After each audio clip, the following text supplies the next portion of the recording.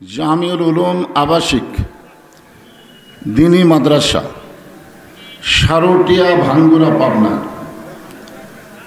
আজকের এই দিনী মাহফিলে আল্লাহ তাআলা যেনাকে সম্মানিত সভাপতির আসনে কবুল করেছেন, জনাব এ.কে.এম. হানিফ বাবলু।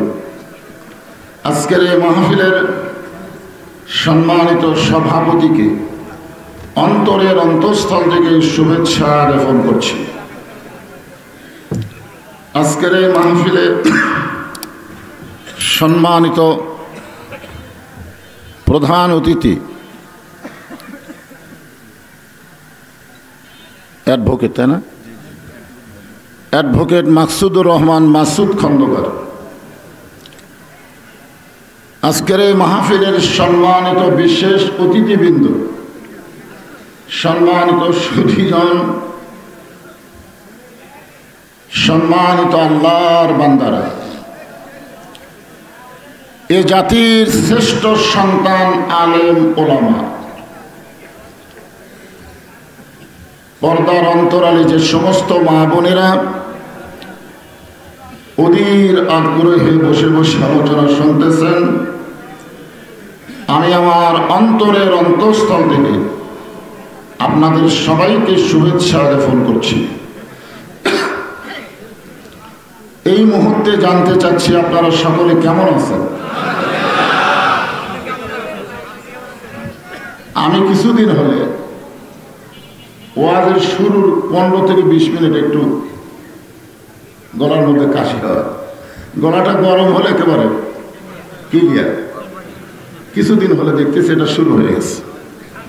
এছাড়াও আলহামদুলিল্লাহ যে আল্লাহ শারীরিক সুস্থতা দান করে মানসিক প্রশান্তি লাভের জন্য আজকের এই জান্নাতের বাগানে কবুল করলেন, আমরা সে আল্লাহর উপরে খুশি না বেজার? তাহলে জবান খুলে সমস্বরে সকলে বলবো রব্বানা লাকাল হামদ হামদান কাসীরান তাইয়িবান মুবারাকান ফীহি। আমরা প্রশংসা করলাম কার? কেন করলাম? আজকে গোটা পৃথিবীতে বহু ধর্মের মানুষ বসবাস করে। নতুন একটা ধর্ম হয়েছে হিন্দুদের মধ্যে, ইসকন, ঠিক কিনা? হিন্দু বলেন, ইহুদি বলেন, খ্রিস্টান বলেন, বৌদ্ধ বলেন, যত ধর্মই পৃথিবীতে থাক একটাও ধর্ম না, একটাও কিন্তু ধর্ম না। এ কথা কে বলেছেন? ধর্মের মালিক যিনি, তিনিই বলেছেন অমাইয়াবতাগি গয়রাল ইসলামা দীনান ফালাই ইউকবালা মিনহু।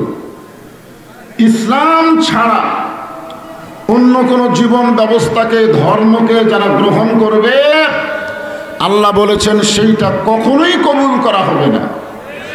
ইন্নাদ দীনা ইনদাল্লাহিল ইসলাম। আল্লাহর কাছে মনোনীত জীবন বিধান ধর্মের নাম কি? আমাদেরকে আল্লাহ সেই ইসলামের ভিতরে মুসলমান হিসাবে কবুল করেছেন। খুশি না বেজার?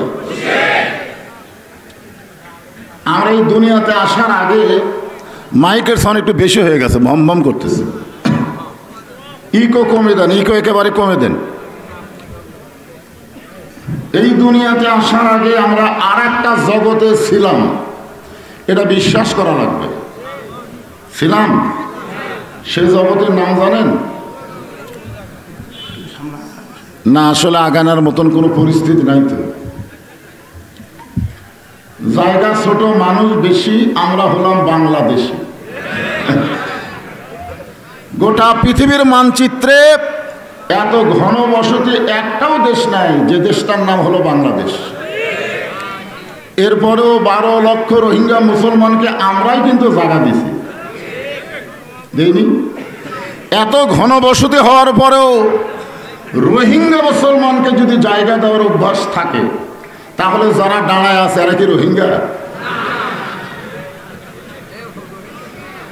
না? ওদের জায়গা দেওয়ার জন্যে যদি কারোর সামনে ফাঁকা থাকে আল্লাহর হস্তে একটু জমি বসবেন। হ্যাঁ, হইচই হবে না তো, হইচই করা লাগে। আল ইনসান আশরাফুল মখলুকাত, মখলুকাতের ভিতরে সবচাইতে ভদ্র হলো মানুষ। এ কথা ঘোষণা করেছেন কে? আল্লাহ। এখানে অসংখ্য রহমতের ফেরেশতা সারিবদ্ধভাবে আসমান পর্যন্ত দাঁড়িয়ে আছে। আপনারা একটা ফেরেশতার কথা শুনতে পাইছেন? ওরা কি কথা জানে না? জানে, কিন্তু ইচ্ছা মতো বলে না। কিন্তু আমরা হইচই করি। ফেরেশতারা এখানে আইছে কেন? আমরা যেখানে ওয়াজ শুনতেছি, আল্লাহ কি দেখতে পায় না? যখন পায় কি পায় না? তারপরও আল্লাহ ফেরেশতা পাঠানোর পিছনে অবশ্যই কারণ আছে। যে মানুষ সৃষ্টির আগে আল্লাহ ঘোষণা করলেন, অত্তিন অজাইতুন অতুরি সিনিন ওয়া হাযাল বালাদিল আমিন। চারটা শপথ করছেন আল্লাহ। কয়টা? এরপর আল্লাহ বললেন, লাকাদ খলাকনাল ইনসানা ফি আহসানি তাকওয়িম। এই আয়াতের পাশাপাশি আবার আল্লাহ রাখছেন সুম্মা রাদাদনাহু আসফালা সাফিলিন। মারাত্মক কথা। কর্মগুণে মানুষের চাইতে সুন্দর কোনো জাতি নাই, সুন্দর কোনো সৃষ্টি নাই।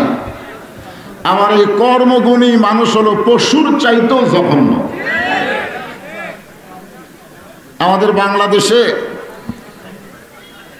আমরা এরকম বহু মানুষ আছি যারা পশুর চাইতেও খারাপ। আছে না নাই? আবার এমন মানুষ আমরা আছি যে ফেরেশতাদের চাইতেও কোটি কোটি গুণ ভালো। মানুষের মধ্যে আমাদের রূহগুলোকে যে হিন্দু বৌদ্ধ খ্রিস্টানদের ঘরে না পাঠায়া সরাসরি আমাদেরকে আল্লাহ মুসলমানের ঘরে কবুল করলেন। এখান থেকে আমরা কি বুঝতেছি? আল্লাহ রুহের জগৎ থেকে আমাদের পক্ষে আছে। যেরকম ঠিক কিনা? পক্ষে যদি না থাকতো হিন্দুর ঘরে পাঠাতো। আমরা এবছর বাধ্য হয়ে হিন্দুদের দুর্গা পূজা পাহারা দিছি। আমাকেও আমার উপজেলার অনেকগুলো পূজা মণ্ডপের নেতৃত্ব দেওয়ার জন্য অনুরোধ করা হয়েছিল, হুজুর আপনি কিছু পূজা মণ্ডপ পাহারা দেওয়ার ব্যবস্থা করেন। আমার যারা ভক্তবৃন্দ ছিল তাদেরকে বললাম, তোমরা একটু পাহারা দাও। ওদের মধ্যে একজন বলল, হুজুর আমরা মুসলমান, আমাদের জাতির পিতা মূর্তি ভাঙ্গার লোক, আর আমরা মূর্তি পাহারা দেব কেন?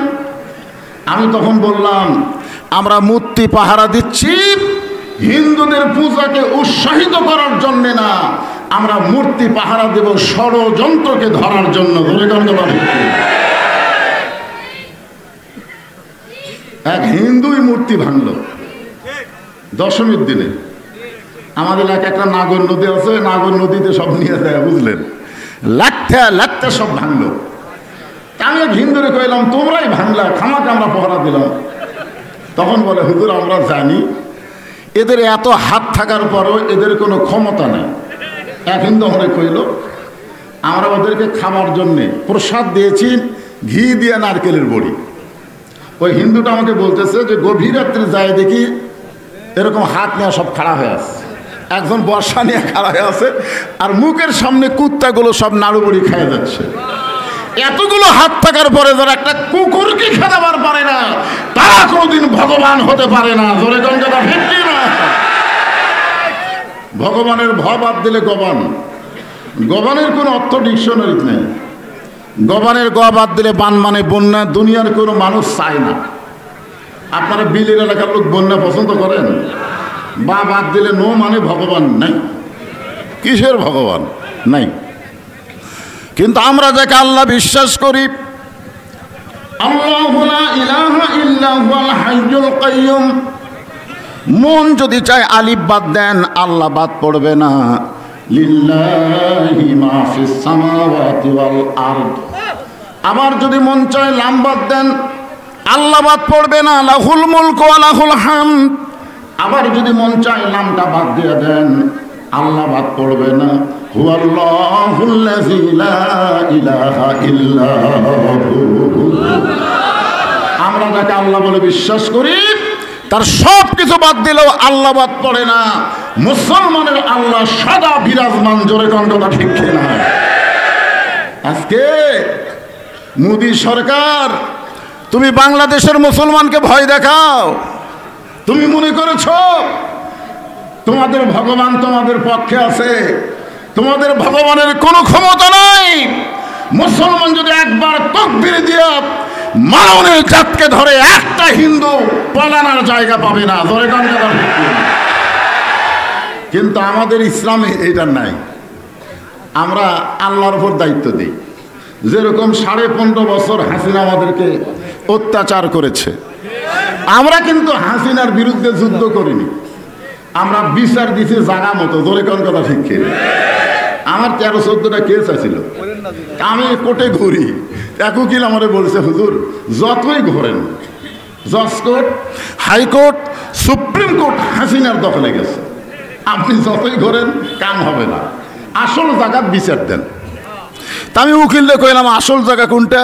বলে তাহাজ্জুদের নামাজ পড়ে আল্লাহ বিচার দেন, দেখবেন আল্লাহ ফেরাউনকে যেভাবে ধরছে, নমরুদকে যেভাবে মারছে, হাসিনাকেও সেইভাবে তাড়াবে। 24 সালের ড্যামি নির্বাচন যখন হলো, ড্যামি কি নির্বাচন? ড্যাম বোঝেন? ড্যাম, ড্যাম মানে কি? বিস্কুট ড্যাম হয়ে গেছে, সব কিছু ড্যাম। 24 সালে নির্বাচনে হলো ড্যাম। তখন আমি মনে করলাম এই বছর মনে হয় হাসিনা আর চলবি না, কারণ ড্যাম। মাশাআল্লাহ, জায়গা মতো বিচার দেওয়ার কারণে বিচার হলো, জোরে কোন ঠিক কিনা? 2007 সালে কোরআনের পাখি বলেছিল যে এমন একটা সময় আসবে, মুসলমান গাছের গোড়া নাড়া দিলে দিল্লির মামু গাড়িয়ে পড়বে, জোরে কোন কথা ঠিক কিনা? আল্লাহর বান্দারা, আমরা আল্লাহর প্রশংসা বেশি বেশি করব যে অন্য কোন বিজাতের মধ্যে আল্লাহ আমাদের কবুল না করে সরাসরি মুসলমানের ঘরে কবুল করেছে। খুশি না বেজার? এজন্য সকলে বলি আলহামদুলিল্লাহ। আমি একটা গান গাইতো, দেখি বুঝবার পারেন কিনা।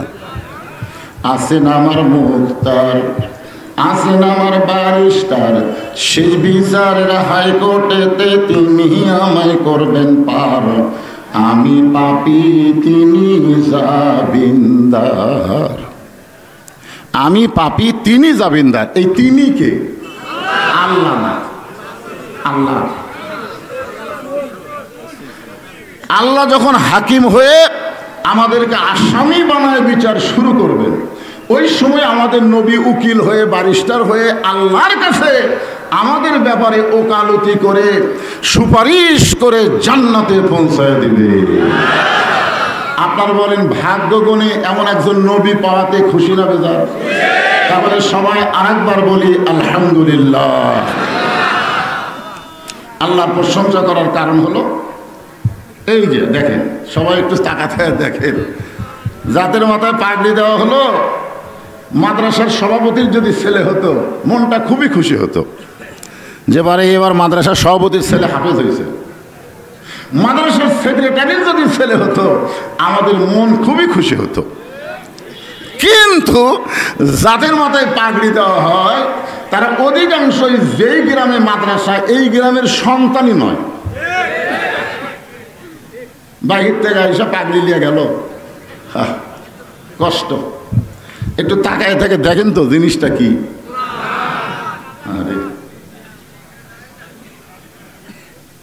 আমি 11 সালে যখন প্রথম হজ করতে গেলাম, আমার হজের সাথীর মধ্যে একজন খুব যুবক ছিল, বুঝলেন। প্রতিবার তাওয়াফ করতে গিয়ে কমপক্ষে 3-4 বার কাবা ঘরে চুমা খেত, কিন্তু আমি পারতাম না। আমাকে কয়, হুজুর আপনি কতবার চুমা খাচ্ছেন? আমি বললাম, ভাই কেমনে খায়, যে মানুষের ভিড়। আমাকে বলে, হুজুর একটা বুদ্ধি আছে, ভিড় সাইজ হয়ে যাবে। আমি কীভাবে? কয় খালি মানে ভিতরে ঢুকে খালি কুনে মারবেন, এরকম কুনে মারবেন, দেখবেন মানুষ ফাঁক হয়ে যাবে, ওই সুযোগে আপনি কাবা চুমা খাবেন। আমি তখন হাফেজ সাহেবকে বললাম, ভাই 1 কোটি বার কাবা চুমা খেলেও যে সওয়াব হবে, তার চাইতে বেশি সওয়াব হবে আল্লাহর কোরআনকে ধরে যদি একবার চুমা খান। যতগুলো হাজি আসছিল তারা বললো হুজুর এটা একটা কথা হলো, কাবা ঘরে 1 কোটি বার চুমা খাওয়ার চাইতে কোরআন শরীফ একবার চুমা খেলে বেশি সোয়াব, দলিল দেন। আমি তখন বললাম শোনো, কাবা ঘরের নিজস্ব কোনো ক্ষমতা নাই, কিন্তু কোরআনের নিজস্ব ক্ষমতা আছে। কাবা ঘরের নিজস্ব কোনো ক্ষমতা নাই। নবী যখন মক্কা বিজয়ের পরে কাবার দরজা খুললেন, দেখেন কাবা ঘরের মধ্যে 360টা মূর্তি। কয়টা? 360টা মূর্তি। ওমর ফারুক বললেন সি সি সি, আল্লাহর ঘরের মধ্যে মূর্তি। আল্লাহ রাসূল বলেন ওমর, এই কাবা ঘরের কোনো পাওয়ার নাই। কাবার পাশে যদি আল্লাহওয়ালা থাকে তাহলে কাবা ভালো থাকবে, আর কাবার পাশে যদি শয়তানওয়ালা থাকে কাবা নষ্ট হয়ে যাবে। কিন্তু আল্লাহর কোরআন, কাবার হেফাজতের দায়িত্ব আল্লাহ নেয় নাই, কিন্তু কোরআন হেফাজতের দায়িত্ব স্বয়ং আল্লাহ নিয়ে বলতেছেন ইন্না নাহনু নাযালনা যিকরা ওয়া ইন্না লাহু লাহাফিজুন।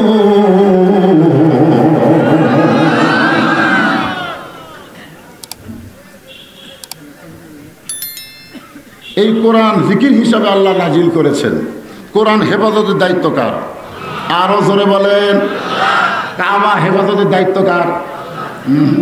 কি বুঝলেন? কাবা হেফাজতের দায়িত্ব হলো আল্লাহওয়ালার, আর কোরআন হেফাজতের দায়িত্ব স্বয়ং আল্লাহ। এখন বলেন কাবার পাওয়ার বেশি না কোরআনের পাওয়ার বেশি? কাবা কিন্তু ন্যাংটা হয়েও তাওয়াফ করছে। এক সময় আবু জেহেলের গ্রুপেরা উলঙ্গ হয়ে কাবা তাওয়াফ করছে, আর এই কোরআন শরীফ যদি কেউ স্পর্শ করবার চায়, কি লা ইয়ামুসুহু ইল্লাল মুতাহহারুন, ততক্ষণ পর্যন্ত তুমি কোরআন স্পর্শই করতে পারবা না যতক্ষণ তুমি পবিত্র না হবা। এখন চিন্তা করেন, যে কোরআন শরীফ ধরবার গেলে পবিত্র হওয়া লাগে, সেই কোরআন কেমন কিতাব? হ্যাঁ, খালি মুখ দেখলে হবে? আল্লাহ তাআলা সেই কিতাব আমাদেরকে হেদায়েত স্বরূপ দান করছে। খুশি না বেজার? খুশি কখন হয় মানুষ? আমি কোরআনের একটা সূরা, 2টা আয়াত আপনাদের সামনে তেলাওয়াত করেছি। সূরাটার নাম হলো সূরায়ে মুলক। হাসিনা যখন বাংলাদেশের ক্ষমতায় ছিল তখন আমরা হক কথা বলেছি অ্যাঙ্গেলে, মানে ডাইরেক্ট বলতে পারিনি। তারপরেও পাবনা জেলায় আমার ওয়াজ বন্ধ ছিল প্রায় 10 বছর। আমি শেষ মাহফিল করছি পাটুলিপাড়ায়, তারপরে পাবনা আমাকে ঢুকপারি দেয়নি। আমি কিন্তু ডাইরেক্ট ওয়াজ করিনি, অ্যাঙ্গেলে মারছি তারপরেও।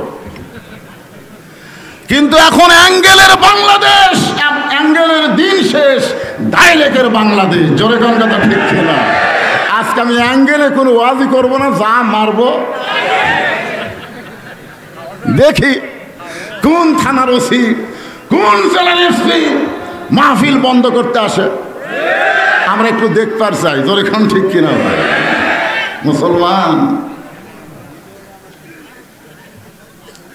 সূরা মুলকের প্রথমেই আল্লাহ বলতেছেন তাবারাকাল্লাযী বিয়াদিহিল মুলক। আমরা যারা হজ করছি এখানে তো প্রায় হাজি, সবই হাজি। এটাও হাজি, ও দুটো হাজি না?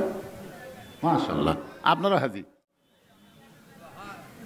একের হাজি গ্রুপ বসে গেছি। আপনারা বলেন তো, যারা হজ করছে তারা কাবা ঘর সামনে নিয়ে একটা তালবিয়া পড়ে, লব্বাইক আল্লাহুম্মা লব্বাইক লব্বাইক লা শারিকা লাকা লব্বাইক ইন্নাল হামদা ওয়ান নি'মাতা লাকা ওয়াল মুলক লা শারিকা লাক। এই যে শেষে লাকাওয়াল মুলক লা শারিকা লাক কইল, এর বাংলা অর্থ হলো রাজত্বের ভিতরে, রাজনীতির ভিতরে একমাত্র আল্লাহ ছাড়া অন্য কাউকে আমরা স্বীকার করি না। হজের আগে আপনি কোন দল করছেন সেইটা ভিন্ন কথা, কিন্তু হজ করার পরে আর মানুষের কোনো দল করা যাবে না, দল করতে হবে আল্লাহ। জোরে কোন কথা ঠিক? হজের আগে আপনি যে দলই করেন কোনো সমস্যা নাই, কিন্তু হজ করবার যায় আপনি স্বীকারোক্তি দিলেন কাবা ঘর সামনে নিয়ে, আর হজ করার পরে এসে আপনি একটা মানুষের দল করতেছেন, তাহলে বুঝবেন আপনার নামের আগে হাজি হতে পারে, কিন্তু আপনার হজ আল্লাহ কবুল করেনি। হজ কবুলের শর্ত হলো আগে করছে মানুষের দল, হজের পরে করবে কার দল? আল্লাহর দল। গোটা পৃথিবীর রাজত্ব, কর্তৃত্ব, মালিকানা একমাত্র আল্লাহর হাতে।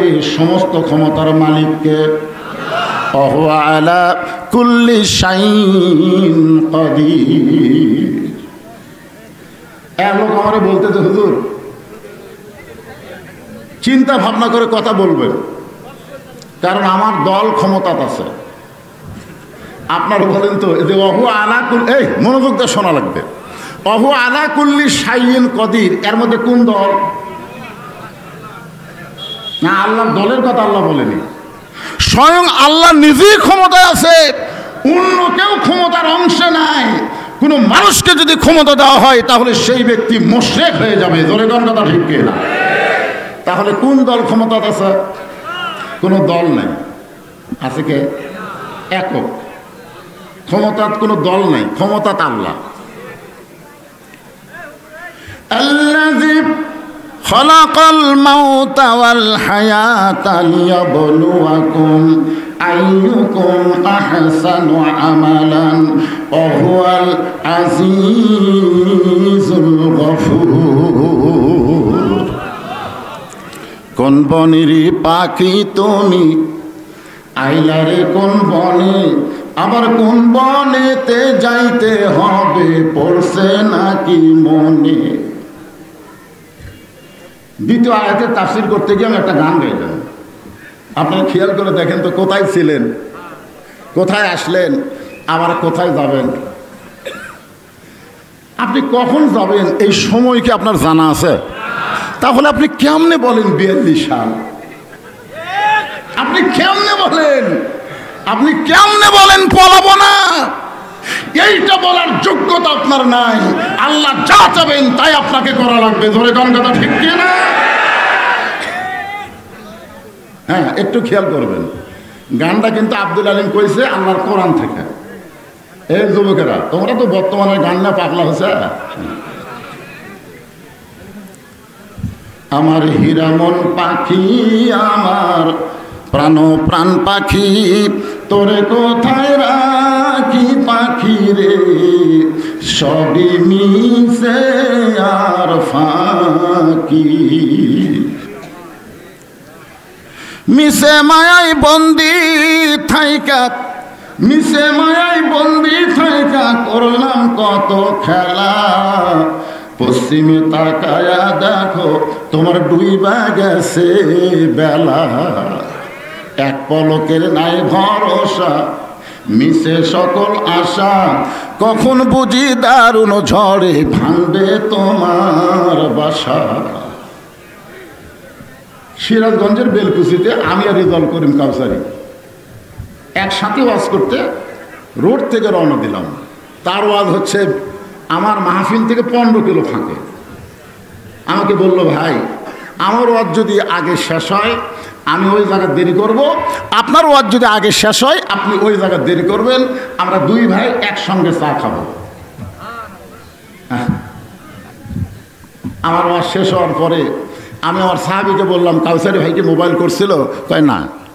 আমি নিজেই কাউসারি, রেজাউল করিম কাউসারির কাছে মোবাইল করলাম, ভাইজান আপনার খবর কি? ওর সাহাবী কাঁদতেছে। আমি না, কান্দেন কেন? বলে কিছুক্ষণ আগে কাউসারি সাহেব এনআইপুর হাসপাতালে মারা গেছে। কি বুঝতেছেন? আমার বউ আমারে কয়, দেখা সরা ওয়াজ করবেন, পুলিশ যেন না ধরে। আমি বইয়ের কপালে চুমা খেয়ে করি, পুলিশ ধরার চিন্তা আমি করি না রে। আমার চিন্তা হলো আজরাইল ধরবে, এটা যেন সহসায় না ধরে। আর একবার গানটা শোনেন। কোন বনের পাখি তুমি, আইলারে কোন বনে, আবার কোন বনেতে যাইতে হবে, পড়ছে নাকি মনে। ইয়া আইয়ুহাল্লাযীনা আমানুত্তাকুল্লাহা হাক্কা তুকাতিহি ওয়া লা তামুতুন্না ইল্লা ওয়া আনতুম মুসলিমুন। আল্লাহ বলতেছেন তোমাদের মৃত্যু এবং হায়াতকে আমি আল্লাহ সৃষ্টি করেছি পরীক্ষা করার জন্যে, লিয়াবলুয়াকুম, তোমাদেরকে পরীক্ষা করার জন্যে, আইয়ুকুম আহসানু আমালা, তোমাদের পরীক্ষার সাবজেক্ট হলো সুন্দর আমল। কি আমল? বর্তমানে আমাদের ছেলেরা মেয়েরা যেভাবে চলতেছে, আপনাদের কি মনে হয় আমল সুন্দর করার পরিবেশ আছে? ছোট্ট একটা বাচ্চা আমার কাছে মা এনে বলতেছে, হুজুর হুজুর এই সবসময় কান্দে, একটু দোয়া পড়ে দেন তো। মাঝে মাঝে রাত্রে এরকম ঝাঁকি দেওয়া কান্দে। আমি দোয়া পড়ে দিলাম, সূরা ফাতিহা পড়লাম, আয়াতুল কুরসি ফু দিলাম। 3 দিন পরে এসে বলতেছে কি দোয়া পড়ে দিলেন, কান্দা তো থামিনি। তখন আমি বললাম, মা পানি নিয়ে আসো। 1 বোতল পানিতে 21 বার সূরা ফাতিহা, 3 বার আয়াতুল কুরসি পড়ে ফুঁক দিয়ে বললাম, এবারে পানি তুমি একটু চামচ দিয়ে খাওয়াও, আমার মনে হয় আর কাঁদবে না। 10 দিন এসে পরে বলতে যে হুজুর দোয়া দরুদের আর মূল্য নেই, দোয়া দরুদের আর দাম নেই। আমি তখন চিন্তা করলাম, এটা কোন সময় রে, দোয়া দরুদ দিয়ে কাম হচ্ছে না। 2 মাস পরে মেয়েটার সঙ্গে আমার দেখা হলো, তোমার সন্তানের খবর কি? বল আর কান্দে না। আমি বললাম আলহামদুলিল্লাহ, তাহলে কান্দা বন্ধ হচ্ছে। দোয়া দেওয়া হয়নি হুজুর, উনি যখন কান্দে তখন বাপ মোবাইল চালু করে দেয়, মোবাইল চালু করলেই কান্দা বন্ধ হয়। আমার ছেলে মোবাইল ছাড়া ভাতই খায় না। মারাত্মক কথা, ছোট মাসুম বাচ্চা মোবাইল ছাড়া যদি ভাত না খায়, যুবকগুলো মোবাইল ছাড়া বিছনাত ঘুমায় না। আপনারা সবাই ঘুমায় গেলে ওরা কি মাল করতেছে আপনারা জানেন? যুবক, ধ্বংসের দ্বার প্রান্তে পৌঁছে গেছো। বদরশীদ বক্তা নয়, জিবরাইল এসেও যদি বর্তমান সময়ে বাংলাদেশে ওয়াজ করে, তারপরে ওয়াজ দেয়া বাংলার জনগণ ভালো হবে না। বাংলার জনগণকে ভালো করতে গেলে আল্লাহর কোরআনের আইন লাগবে। জোরে কোন কথা ঠিক? হ্যাঁ, ওয়াজ দেয়া ভালো হবে? এখানে অনেক আল্লাহর বান্দা বসে আছে, মাগরিবও পড়েনি, এশাও পড়েনি, ওয়াজ শেষ করে বাড়ি যাবে, ফজরও পড়বে না। কি হলো? ওয়াজ শুনে আসলাম, পরদিন সকালবেলায় গল্প হবে। কিরকম ওয়াজ হলো? এই পুষ্কার, এই সব কটা সিদার করাই, যে কটা খারাপ। কারণ সিজার করার বাচ্চারা অস্থির হয়, কারণ এরা জন্মের আগেই জন্ম নিয়েছে।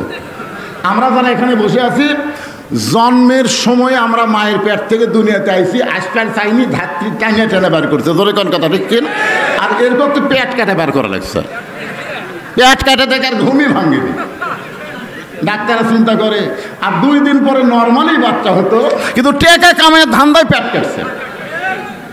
এখন কি করা যায়? ওখান থেকে বার করে পা ধরে, বাচ্চার পা ধরে এরকমটা ঘুরেন দেয়। যেই ঘুরেন দেয় মাথার ঝাঁকি খায় করে কান্দে ওঠে। এই জন্য সিজার করার বাচ্চারা অস্থির হয়। এই যে কাউটা আছে সব করা সিজার করা বস না হয়।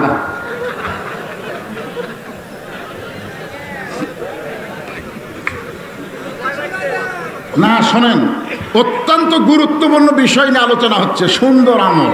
ধর এখন কি আমল? আমার সঙ্গে ধারাপাতের মতন একটু বলা লাগবে। সুন্দর আমল করতে গেলে সুন্দর একটা পরিবেশ লাগবে। সুন্দর একটা পরিবেশ যদি তৈরি করতে চান, সুন্দর একটা সমাজ লাগবে। সুন্দর একটা সমাজ যদি তৈরি করতে চান, তাহলে সুন্দর একটা রাষ্ট্র লাগবে।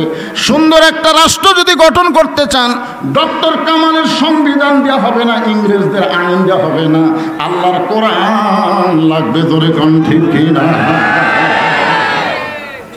আপনাকে পাবনারই ছেলে চুপ্পু, বর্তমান বাংলাদেশের প্রেসিডেন্ট, ছাত্র জনতা আন্দোলন করলো, এই স্বৈরাচার ফ্যাসিড হাসিনার চুপ্পুকে আমরা প্রেসিডেন্ট হিসেবে দেখতে চাই না। তখন সবাই বলল, সংবিধানের দোহাই আছে, ওরে সহজে নামান যাচ্ছে না। কি আপনারা বলেন তো, মানুষের প্রয়োজন সংবিধানের গুরুত্ব বেশি না আল্লাহর কোরআনের গুরুত্ব বেশি? হ্যাঁ, এটা আজকে আপনারা তো চাক্ষুষ দেখা যান। আল্লাহর কোরআন কেমন সুন্দর আর কোরআনের সমাজটা কেমন, এটা বোঝানোর জন্য বলতেছি। আজকে অনেক নেতা আপনাদের সামনে মঞ্চে বক্তব্য দিবে না? সামনে নির্বাচন আসতেছে, অনেক নেতারাই দিবে। আজকেও দিছে, যাক আলহামদুলিল্লাহ। জুমার দিনে হযরত ওমর মসজিদের মেম্বরে খুতবা দিচ্ছেন জুমার দিন। মাঝখান থেকে একজন সাহাবী দাঁড়িয়ে বলতেছে, আমিরুল মুমিনিন আপনার খুতবা শুনবো না, আপনার বক্তব্য শুনবো না। ওমর ফারুক বললেন, আমার অপরাধ কি? বলে, আপনার অপরাধ হলো আমাদেরকে খাটো পাঞ্জাবি দিয়ে আপনি লম্বা জুব্বা পরে খুতবা দিচ্ছেন। আপনি আমাদেরকে খাটো দিবেন আর আপনি লম্বা জুব্বা পরবেন। এই লম্বা জুব্বা কোথায় পালেন? আগে জুব্বার হিসাব দিয়ে তারপরে খুতবা দেন। আপনারা বলেন তো, মানুষের আইন দিয়ে যদি দেশ চলতো, ওর অবস্থা কি হতো? কথা কেন, ওর অবস্থাটা কি হতো? এই কে রে, আমার জুব্বা কে দেখে রে, চোখ উপড়ে ফেলা দেবে। কিন্তু না, আইন চলতেছে ওমরের না, আইন চলতেছে কার? ওমর ফারুক চোখের পানি বের করতে কাঁদতেছেন। সমস্ত সাহাবী মাথা নিচু করে বসে আছেন, ওমর ফারুকের পক্ষে কেউ কথা বলতেছেন না। এমন সময় আব্দুল্লাহ ইবনে ওমর বাবার পাশে দাঁড়ায় বলতেছেন, রে নবীর সাহাবীরা, তোমরা খাটো পাঞ্জাবি হলেও তো নতুন পোশাক পরে নামাজ পড়তে আইছো, আমার পরনে তাকায় দেখো, আমার পরনে নতুন কোনো কাপড় নাই। ওসমান গনি বলে, আব্দুল্লাহ, বাইতুল মাল থেকে সবাইকে নতুন কাপড় দেওয়া হয়েছে, তুমি কি নতুন কাপড় পাও নাই? তুমি পুরাতন পাঞ্জাবি পরে কেন নামাজ পড়তে আইলা? আব্দুল্লাহ কান্দার বলে, আমি যদি নতুন কাপড় আজকে পরতাম তাহলে আমার বাবার জুব্বা লম্বা হতো না। দুনিয়ার সবাই তখন ঘুমাইছে, আমার বাবা যেদিন থেকে মদিনার খেলাফতের দায়িত্ব পাইছে সেদিন থেকে আমার বাবার রাত্রিবেলার ঘুম নাই। জনগণ আরামে ঘুম পাবে, নেতার ঘুম হবে না। এটাই হলো ইসলামের নেতৃত্ব। জোরে কণ্ঠটা ঠিক কিনা? সবাই ঘুমায়, আমার বাবা ঘুমায় না। আমি একদিন গভীর রাত্রে চেতন পায় দেখি আমার মা দরজার দাঁড়িয়ে আছে। আমি আব্দুল্লাহ বললাম, মা, না ঘুমায় দরজাত কেন? বলে, বাবা তুই তো জানিস না তোর বাপ পাগলা হয়েছে। কি পাগলা? তোর বাপ আমারে কইল, ফোরাতের কোলে একটা কুকুর যদি না খেয়ে মারা যায়, হাসরের ময়দানে আল্লাহ তোর বাবাকে নাকি আসামি করবে। এই জন্য তোর বাবা রাতের অন্ধকারে মানুষগুলো সুখে আছে না কষ্টে আছে এটা দেখার জন্য চোরের মতন ঘুরতেছে। কোনো র্যাব নাই, কোনো পুলিশ নাই, তোর বাবা একা একা। সুবহানাল্লাহ বলবেন না? ওমর ফারুক যখন মদিনার অলিগলি ঘুরে, ওই সময় বাংলাদেশের মতন ৯৬টা দেশের উনি খলিফা ছিলেন। বাংলাদেশের মতন কয়টা? ৯৬টা। ৯৬টা দেশের প্রধানমন্ত্রী রাতের অন্ধকারে ঘুরতেছে, র্যাব নাই, পুলিশ নাই, চামচা নাই, একা একা। গভীর রাত্রে হযরত ওমরের বেটা আব্দুল্লাহ বলতেছে, আমার বাবা আমার দরজায় বলে, আব্দুল্লাহ, আমি দরজা খুলে তাকায় দেখি বাবার হাতে একটা পাঞ্জাবি। আমি খুশি হয়ে বললাম, নেতার ছেলে হওয়ার কারণে ডবল পাচ্ছি। ওমর ফারুক বলে, ডবল কেমনি? বলে, বাইতুল মাল থেকে আমার তো একটা দিছেই, আপনি আর একটা দিয়ে রাখছেন। সঙ্গে সঙ্গে ওমর ফারুক কোরআন থেকে একটা আয়াত তেলাওয়াত করলেন, ইন্নাল্লাহা ইয়ামুরুকুম আন তুআদ্দুল আমানাতি ইলা আহলিহা ওয়া ইযা হাকামতুম বাইনান নাস আন তাহকুমু বিল আদল। জোরে কোন সুবহানাল্লাহ। ওমর ফারুক কোরআনের আয়াত দিয়ে বুঝাইলেন, আব্দুল্লাহ, একটা পাঞ্জাবি পাইছিস, আমি আর একটা দিবে রাইছি, এইটা তোর কোন অধিকারে বলার সুযোগ পালি? আরে পাগলা, এটা আমারও ভাগে পড়ছে। এত খাটো পাঞ্জাবি পরে আমি আগামীকাল খুতবা কেমনে দিব? এই জন্য তোর কাছে আইছি, তোর কাপড়টা আমাকে দান করে দে, তোর কাপড়টা আমাকে দান করে দে ভাজান, তোরটা আর আমারটা মিলে আমি একটা লম্বা জুব্বা বানাবার চাই। আব্দুল্লাহ বলতেছে, গভীর রাতে আমার বাবাকে আমার কাপড়ের অংশ দান করে দিলাম, বাবার অংশ আমার অংশ একত্র করে বাবা লম্বা জুব্বা বানায় খুতবা দেয়। এখন বলো খুতবা শোনা যায় কি না যায়? সমস্ত সাহাবীরা কান্দার বলে, আল্লাহর কোরআন দিয়ে যখন রাষ্ট্র চলবে এমন নেতা মুসলমান দেখতে পাবে। আল্লাহর কোরআন দিয়ে রাষ্ট্র বাংলাদেশ এখনো চলেনি, তারপরেও বাংলাদেশে একটা ইসলামী দলের নেতাদের বাড়ি ঘর দেখবেন। এই যে মতিউর রহমান নিজামী সাহেব সাথিয়ায় ঘুম পাড়তেছে, তিনি বাংলাদেশে এমন কি করেছেন? তিনি তো মন্ত্রী ছিলেন, তারপরও নিজের জন্য কিছুই করেন নাই, কারণ আল্লাহর সামনে আসামি হওয়া লাগবে। ধরে দণ্ডটা ঠিক না? ওয়ালিমান খাফা মাকাম রাব্বিহি জান্নাতান, আল্লাহর সামনে দণ্ডায়মানকে ভয় করে দুনিয়ার জীবনে যারা হিসাব করে চলবে, আল্লাহ বলে তাদের হিসাব দেওয়া লাগবে না, আমি আল্লাহ তাদের বিনা হিসাবে 2টা জান্নাত দিয়ে দেব।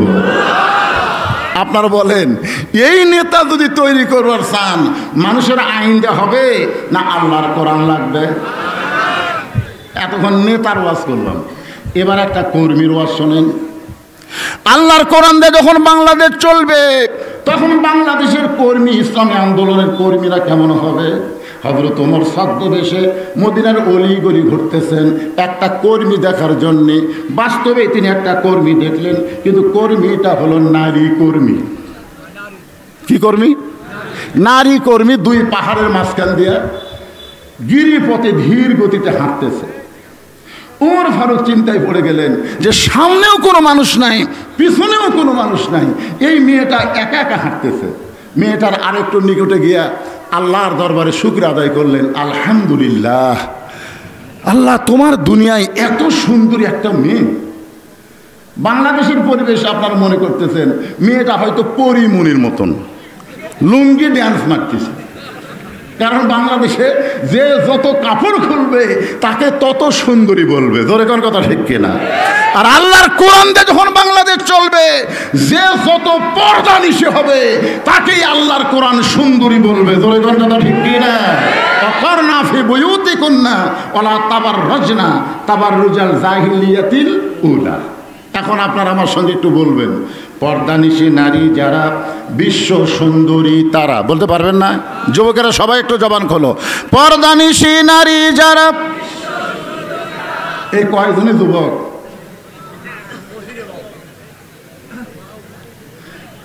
আর যে বলবো বেপর্দা নারী যারা, আপনার বলবেন শিলা কলা তারা। বেপর্দা নারী যারা, এক গামলায় শোষাওয়ালা আর এক গামলায় শিলা, একই গাছের কলা, এক গামলায় শোষাওয়ালা আর এক গামলায় শিলা। এখন আপনারা বলেন তো খরিদ্দার কোন গামলার কলা কিনবে?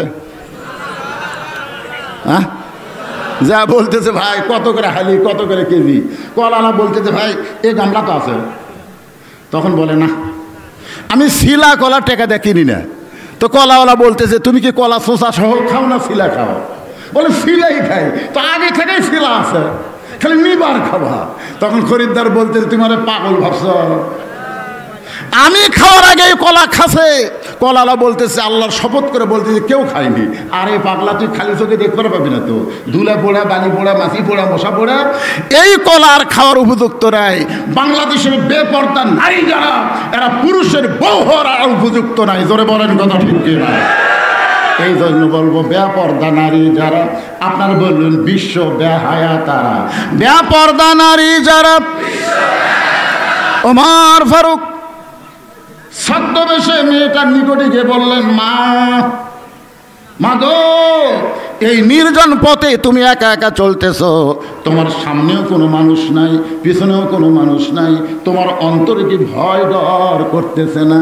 এই 2 পাহাড়ের মাঝখানে তুমি একা একা চলতেছো, তোমার সামনেও কেউ নাই, পিছনেও কেউ নাই, তোমার অন্তরে কি ভয় ডর লাগতেছে না? মেয়েটা বলতেছে পথিক তুমি হযরত ওমরকে চিনো? সুবহানাল্লাহ। মেয়েটা কাকে বলতেছে? ওমর ফারুককে বলতেছে পথিক তুমি কি হযরত ওমরকে চিনো? যদি ওমরকে চিনতা তাহলে এইরকম বেসাইদা কথা বলতো না। ওমর ফারুক বললেন, মা কি বেসাইদা? বলে তুমি তো জানো না হযরত ওমর যেদিন থেকে আল্লাহর কোরআন দিয়ে রাষ্ট্র চালায়, সেদিন থেকে পৃথিবীর এক প্রান্ত থেকে আরেকটা প্রান্তে একটা মহিলা যাবে, ওই মহিলার কলিজায় একমাত্র আল্লাহ ছাড়া অন্য কারো ভয় থাকবে। আর আমাদের আপনাকে এই ভাঙ্গুরাই কেন্দ্রীয় মসজিদে যখন জোহরের নামাজ পড়বার যান, আর পাঁচ যদি 2000 টাকার জুতা থাকে, আপনি তখন কি করেন? আল্লাহর ভয়ে জুতা কি দরজার থম, না চোরের ভয়ে জুতা হাতত নেন?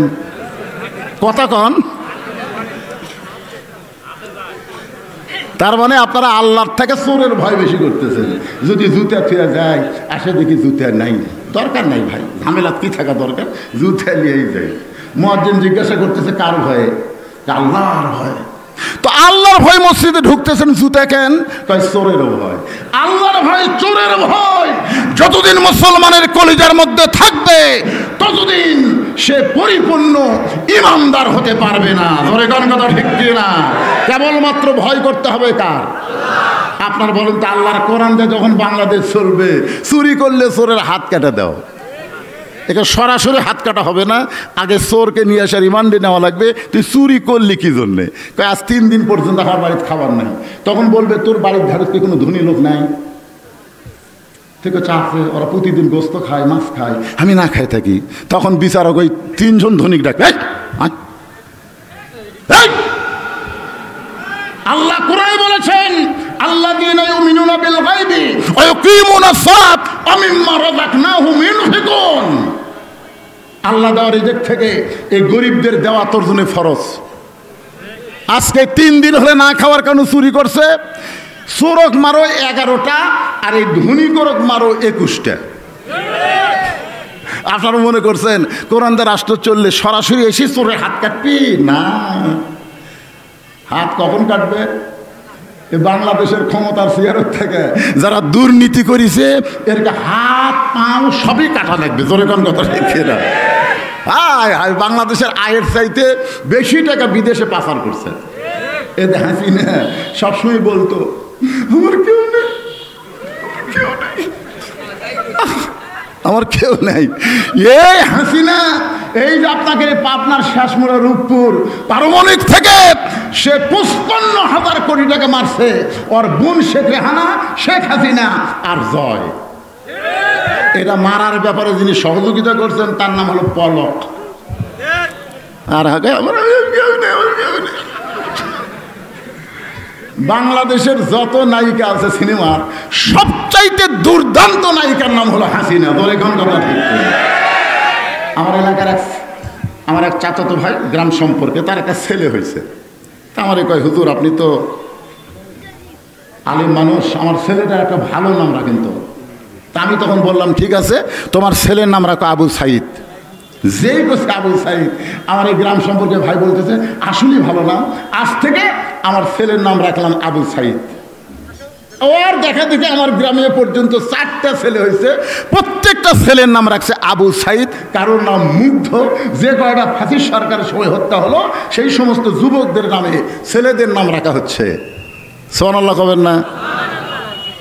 এখন আবু সাইদের বাপ, আবু সাইদের মাও হয়ে গেছে। আমার এক খালা তো বোনের মেয়ে হলো। খালা আমারে মোবাইল করে বলল, বাবা একটা ভালো নাম রাখো, তোমার বোনের একটা মেয়ে হয়েছে। আমি বললাম, খালা মেয়েটার নাম রাখেন হাসিনা। সেই খুশি হাসিনা, আমি দুঃখে বাঁচি না। খালা এই তুই আলেম না জালেম রে?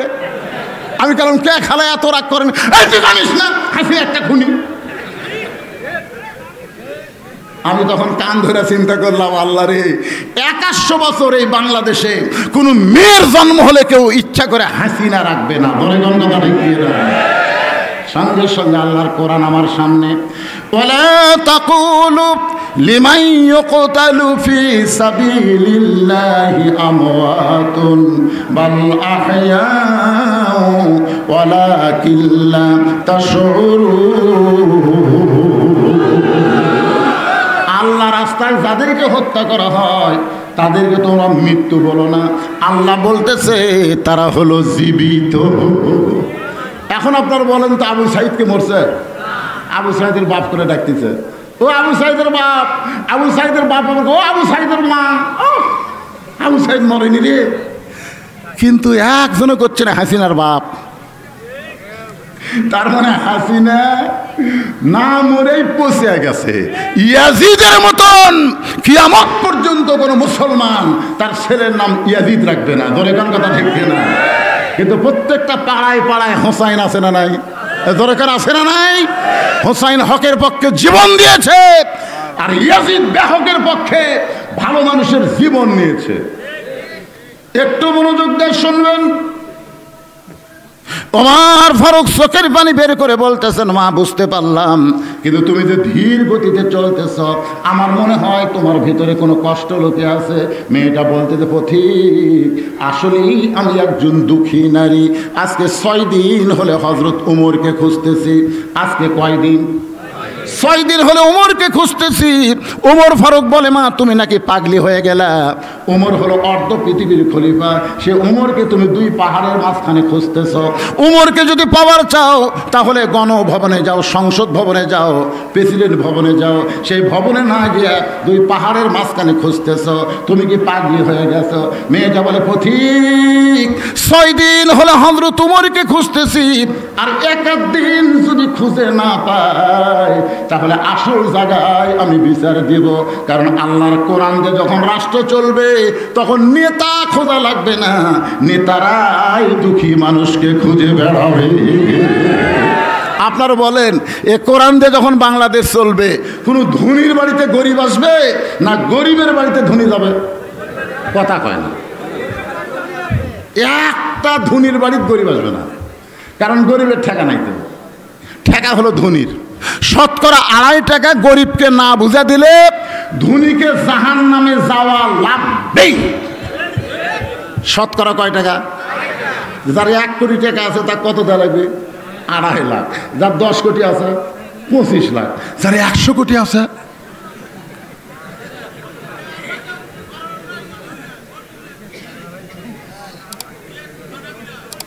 কি কয় রে?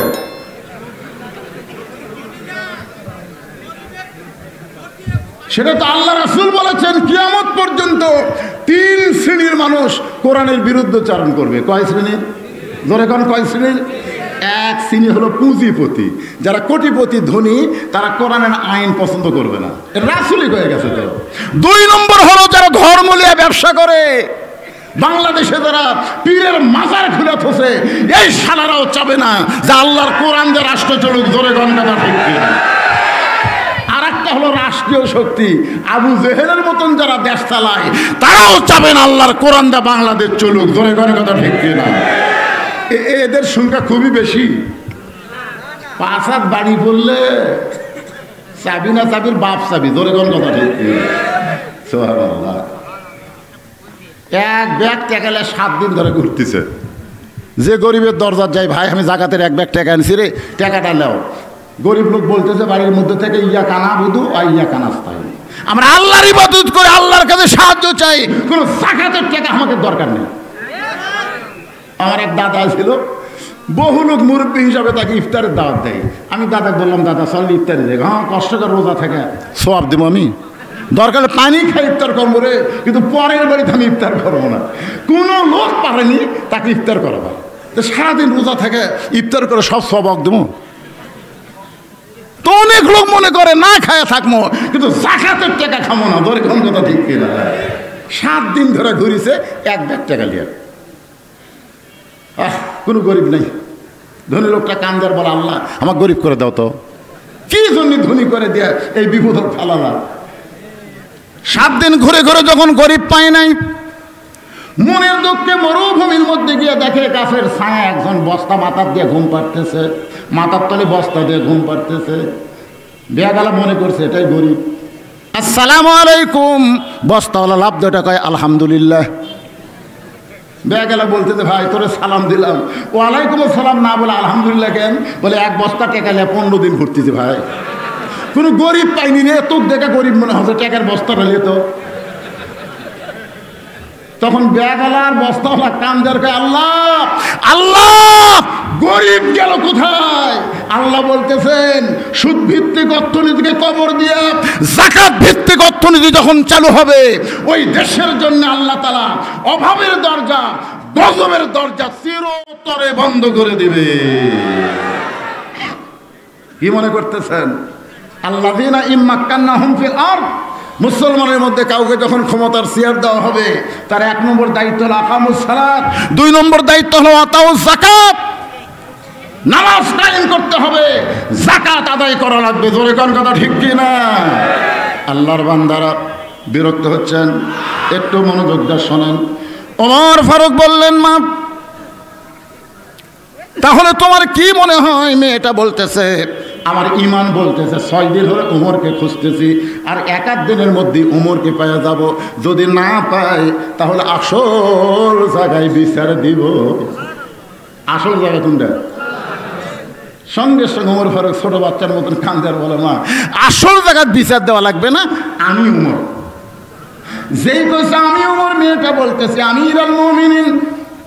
তাহলে চোরের মতন একা একা ঘুরতেছেন, আপনার কোনো চামচা নাই, আপনার কি পুলিশ নাই, আপনার কি র্যাব নাই, কি আপনার বলে যাকে এমপি যদি আসে, তার সামনে পুলিশের একটা গাড়ি, পিছনে পুলিশের একটা গাড়ি, আর যদি মন্ত্রী আসে,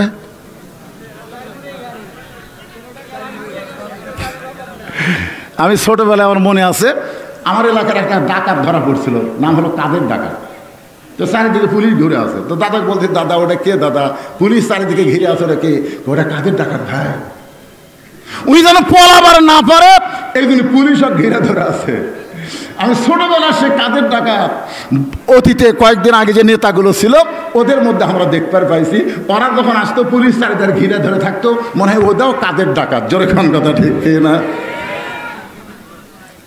সঙ্গে সঙ্গে হযরত ওমর মেয়েটার সামনে আল্লাহর কোরআন থেকে তেলাওয়াত করলেন, ইন্নামাল মুমিনুনা আল্লাযীনা ইযা যুকিরাল্লাহু ওয়াজিলাত কুলুবুহুম ওয়া ইযা তুলিয়াত আলাইহিম আয়াতুহু জাদাতুহুম ঈমানাও ওয়া আলা রাব্বিহিম ইয়াতাওয়াক্কালুন। ওমর ফারুক বললেন, মা 6 দিন হলে ওমরকে কেন খুঁজতেছ? কি দুঃখ তোমার মনে, কি জন্য ওমরকে খুঁজতেছ? এখন তোমার দুঃখের কথা কও। মেয়েটা বলতেছি, আমিরুল মুমিনিন, আমার জীবনের সবচাইতে বড় দুঃখ হলো 6 বছর বয়সে ঈমান গ্রহণ করেছি। শুধুমাত্র ঈমান গ্রহণ করার অপরাধে 12 বছর আমাকে জেলখানায় বন্দি জীবন কাটাতে হয়েছে। আমার জীবনের কোনো অপরাধ নাই, একটাই মাত্র অপরাধ, ঈমান গ্রহণ করা। ঈমান গ্রহণ করার অপরাধে 12 বছর আমাকে জেলখানায় বন্দি রাখছে। আমির হামজার কোনো অপরাধ নাই, একটাই মাত্র অপরাধ, কোরআনের হক কথা বলার কারণে 3 বছর জেলে থাকা লাগছে। ধরে কোন কথা ঠিক না? মামুনুল হকের কোনো অপরাধ নাই, শুধুমাত্র হক কথা বলার কারণে 4 বছরের মতন জেলখানায় থাকা লাগছে। কোরআনের পাকে আল্লামা সাইদি হুজুরের কোনো অপরাধ নাই, শুধু হক কথা বলার কারণে 13 বছর তাকে জেলখানায় থাকতে হয়েছে। আপনারা কি মনে করতেছেন অপরাধ? কোনো অপরাধ নাই। বিনা অপরাধ আমাকে 9 বার ধরা নিয়ে গেছে। আমি পুলিশকে বলেছি, ভাই অপরাধ কি? বলে কোনো অপরাধ নাই, বিনা অপরাধী ধরার হুকুম হয়ে গেছে। একটু খেয়াল করবেন, মেয়েটা বলতেছে আমার জীবনের সবচাইতে বড় অপরাধ হলো আমি 6 বছর বয়সে ঈমান গ্রহণ করছি। শুধু ঈমান গ্রহণ অপরাধে 12 বছর আমাকে জেলখানায় বন্দি জীবন কাটাতে হয়েছে। সকালবেলা 3টা করে চাবুক, বিকালবেলা 3টা করে চাবুক মারছে। আমার দেহের এমন কোনো জায়গা নাই যেই জায়গায় চাবুকের আঘাত লাগে নাই। আমিরুল মুমিনিন, আমি যেই দেশের জেলখানায় বন্দি ছিলাম ওই দেশের নাম হলো রোম দেশ।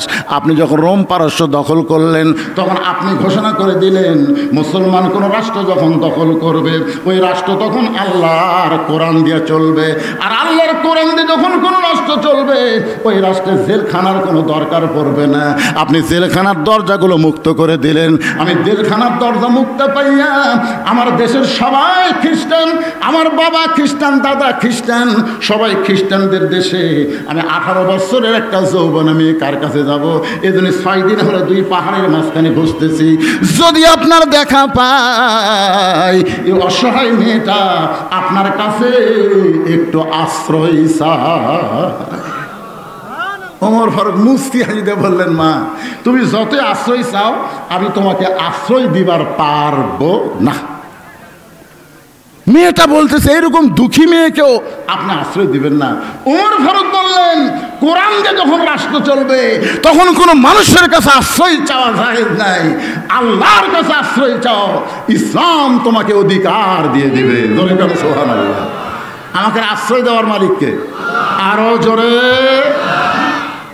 এমপির কাছে বলতেছি, এমপি সাহেব আমাদেরকে একটু আশ্রয় দেন, বিলের মধ্যে আমরা থাকি, রাস্তাঘাট নাই। হায় হায় হায়, আল্লাহর কোরআন দা রাষ্ট্র যখন বাংলাদেশ চলবে আশ্রয় দেওয়ার মালিককে।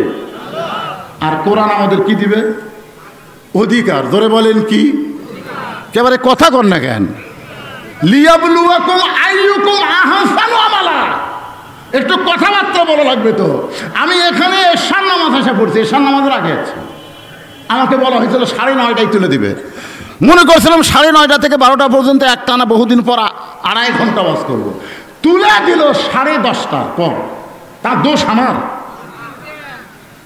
এখনই ওয়াজ শুরু না করতে 11:15 বেজে গেছে। আমি তো দাওয়াত দিছি 29 তারিখে, 30 তারিখে আমি দাওয়াত দিইনি। 29 তারিখ পর্যন্ত যদি আমি কই মোনাজাত করে দিই শেষ।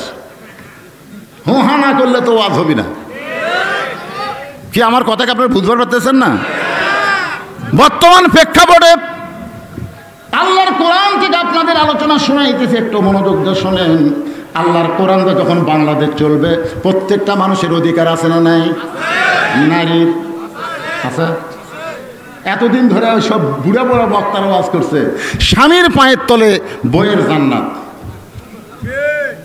ঠিক কে করলো? ঠিক রে, স্বামীর পায়ের তলে বইয়ের জান্নাত না, মায়ের পায়ের তলে সন্তানের জান্নাত। জনগণ ঠিক কিনা? মরদ মানুষের পায়ের তলে কোনো জান্নাতই নেই। কোরআন হাদিস খুঁজে দেখেন, পুরুষের পায়ের তলে কোনো জান্নাত নাই। জান্নাত হলো নারীর পায়ের তলে, আর সেই নারী যদি মা হয়। আপনার বলেন তো, ইসলামে মায়ের অধিকার বেশি না বাপের অধিকার বেশি? আর এই মেয়েরা গল্প দেয় ইসলাম আমাদের অধিকার। তাসলিমা নাসরিন নির্বাচিত কলমের মধ্যে দিয়ে মানবতার দোহাই দিয়ে নারীরা মিছিল করে নারী পুরুষের সমান অধিকার দিতে হবে, দিতে হবে। কতগুলো মরদগুলো পিছনে থাকে দিতে হবে, দিতে হবে। আপনার বলেন তো, কার কি অধিকার কোরআনে আছে না নাই? নারী যদি মা হয়, বাবার চাইতে মায়ের অধিকার বেশি। নারী যদি মেয়ে হয়, ছেলের চাইতে মেয়ের অধিকার বেশি। আর নারী যদি বউ হয়, তাহলে স্বামীর চাইতে একটু অধিকার কম। কোরআনে আল্লাহ বলেছে, আর রিজালু কাওয়ামুনা আলান নিসা, পুরুষেরা নারীদের উপরে থাকবে। আমরা স্বাধীনতার পরে পুরুষ পাইছি মুজিবুর রহমান, তারপরে পাইছি জিয়াউর রহমান, তারপরে পাইছি এরশাদ চাচা। এরশাদ চাচা যাওয়ার পরে আর আমরা কোনো মরদ মানুষই পাইনি। জোরে কোন কথা ঠিক কিনা? আগামীতে এই বাংলার জমিনে কোনো নারীর নেতৃত্ব চলবে না, নেতৃত্ব চলবে পুরুষের। জোরে কোন কথা ঠিক কিনা? হ্যাঁ, কি বুঝতেছেন? ওরে বাবা, মরদ খেয়েছে রে। আয়াতটা শোনেন। আচ্ছা ঠিক আছে, লিল্লাহি তাকবীর, আল কোরআনের আলো। আমি একটা আয়াত কই, তারপর হাদিস কই। হ্যাঁ, আর রেজালু কাওয়ামুনা আলান নিসা, পুরুষেরা নারীদের উপরে থাকবে। এটা কোন কি জন্য আয়াত? এটা আবার আর একটা আয়াত আছে, দেখেন, হুন্না লিবাসুল লাকুম ওয়া আনতুম লিবাসুল লাহুন্না। স্বামী হলো বইয়ের পোশাক, বউ হলো স্বামীর পোশাক। এটা কিন্তু সমান সমান, আছে না না? এক জায়গাত খালি কইছে পুরুষের নারীদের উপরে থাকবে, ওইটা নিয়েই মেয়ে মানুষের মন খারাপ। পদ্মার চরে জ্বালা জ্বালানি অস্থায়ী চাটাইয়ের ঘর বানাচ্ছে। ইলিশ মাছ ধরবে আর বিক্রি করবে, কিন্তু হঠাৎ একদিন উঠছে ঝড়। পদ্মার চরে মাটি থাকে না বালু থাকে? বালু উঠতেছে, দরজা জানলা বন্ধ করে ওরা দোয়া ইউজ পড়তেছে। শেখ হাসিনা কে যেন কইছিল যে এই বিপদে পড়ছেন, আপনি খালেদা জিয়াকে সেনাপতির ঘর থেকে বের করে দিলেন, আর বাংলাদেশ থেকে আপনি বের হয়ে আসলেন। হায় হায়, আল্লাহর মায়ের দুনের বের। জোরে কোন কথা ঠিক কিনা? পদত্যাগ করবার কয়া ওই দেশ ত্যাগ করছে। আপনারা বলেন তো, পদত্যাগের সাথে করছে, বাহিরে গেছে। খালেদা জিয়া যে নির্যাতন করতে ভাই, এতিমের টাকা মারার অপরাধে, বিনা অপরাধে তাকে জেলের মধ্যে বন্দি রেখে কি নির্যাতনই না করলো, তারপরেও খালেদা জিয়া দেশ ছাড়ে নাই। এই শালী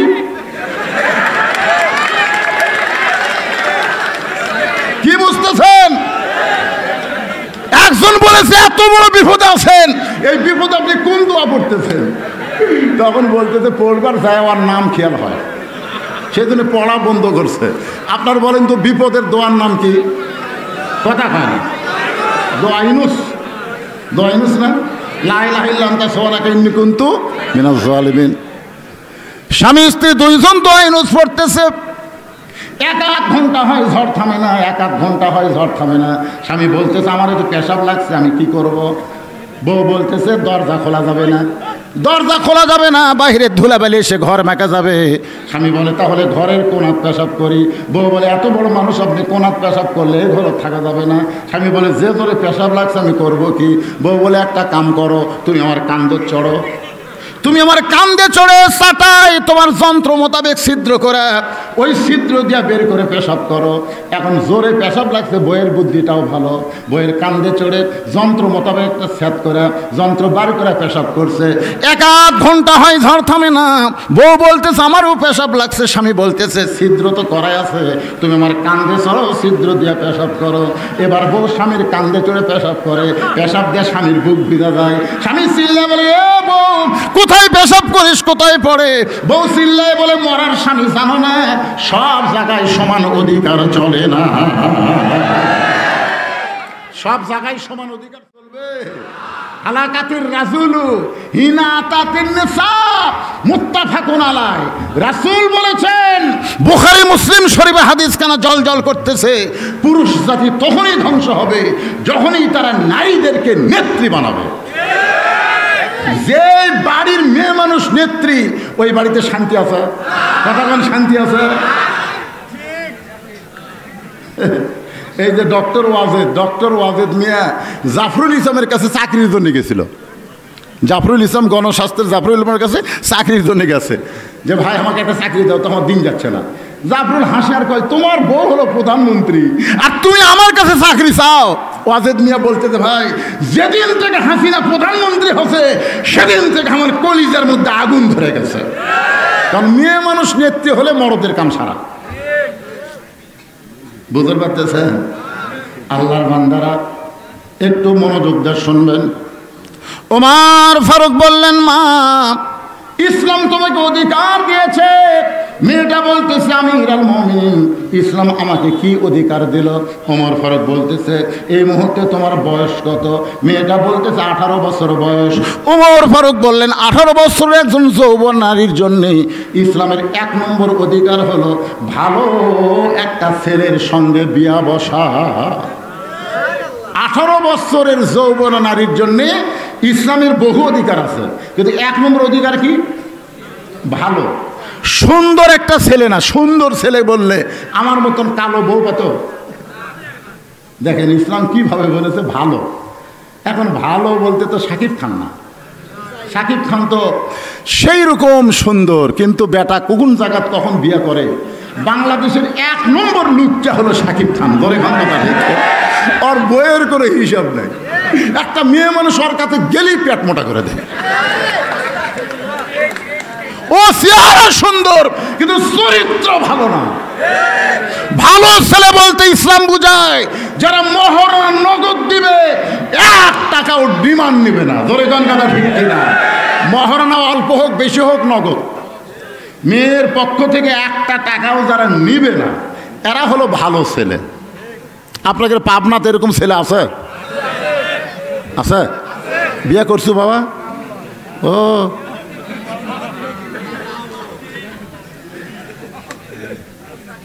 ওমর ফারুক চোখের পানি বের করে বলতেছেন, মা এই মুহূর্তে তোমার কোনো অভিভাবক নাই, আমি অভিভাবক হইয়া একটা ভালো ছেলের খবর দেই, দেখো তো ছেলেটা তোমার পছন্দ হয় কিনা। মেয়েটা বলতেছে আমিরুল মুমিনিন তাহলে আপনি বলেন তো ভালো ছেলের খবর কি? ওমর ফারুক বললেন ছেলেটা হলো 30 পারা কোরআনের হাফেজ। সুবহানাল্লাহ, সবাই বললেন না? ছেলেটা হলো এমবিবিএস, ছেলেটা হলো ইঞ্জিনিয়ার, ছেলেটা হলো মেজর জেনারেল। ওরে বাবা, হ্যাঁ কি বুঝতেছেন?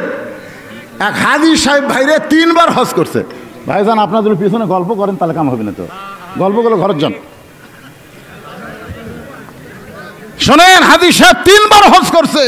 আমার কয় হুজুর গোটা বাংলাদেশ হজ করেন, আমার মেয়েটা বিয়ে দেবো, একটা ভালো ছেলে খুঁজবেন তো। আমি হাই সাহেবকে যাই বললাম, হাই সাহেব একটা ভালো ছেলে পাওয়া গেছে। হাই সাহেবকে আলহামদুলিল্লাহ হুজুর ভালো ছেলের একটু পরিচয় দেন। আমার পরিচয় হলো ছেলেটা 30 পারা কোরআনের হাফেজ, দাওরা পাস। ছেলেটা 30 পারা কোরআনের হাফেজ, দাওরা পাস।